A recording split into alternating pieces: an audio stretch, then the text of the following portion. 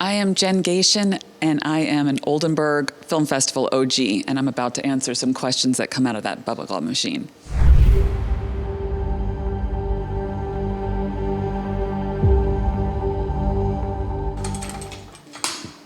What is the importance of casting in independent films? For scripted projects, obviously, and this doesn't apply to documentaries, it's kind of everything, and it sets the tone for the film of what the possibilities are in the marketplace, but also, depending on who's cast, their enthusiasm for the project informs how the crew feels about the project. And I've been fortunate enough to work with casts that have gone beyond their role as just actors in a film. And I don't say just actors because they're putting everything on the line by being on an independent film, because it's certainly not for the paycheck.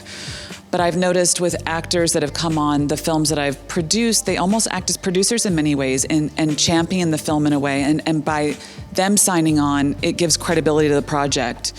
And I've been fortunate enough to work with phenomenal actors, among my favorites being Melissa Leo, who come on and act as a first AD, a locations manager. They go beyond the scope of just their role as an actor, and it's a really collaborative process. And for me, the casting is everything. Let's see. All right, let's see what we got. A happy face. This must be like a really secretive question. Let's see. Directors are often asked about the filmmakers that inspired them. What producers have inspired you and why?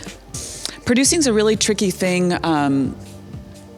because we're not in front and not written about in the same way that directors are. So I think a lot of producers that I admire, I may not know of them, and they may not be known. I have to say Christine Vachon definitely is a huge part of why I became a producer, and her commitment to the talent that she works with, and she's not a sellout. And even after all her success, she still feels and has the authenticity of like someone that you can approach. And I was fortunate enough to have a meeting with her early in my career, and she's everything that you read about. And I admire her tenacity and her ability to get movies made. Even in today's marketplace, she has stayed true to her roots. I think we've got a bracelet going now. This feels like Las Vegas. All right, dogs or cats?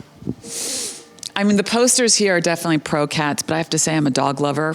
I've rescued about 70 dogs. I foster dogs in New York City, and I'm a big champion of the animals. I have 2, and I hope to have many, many, many, many, many more. If I could have more, I would, but I live in a loft in New York City, and it doesn't lend itself to having more than 2 at a time. I think I just got my first cat. Let's see. I did. Oh my gosh.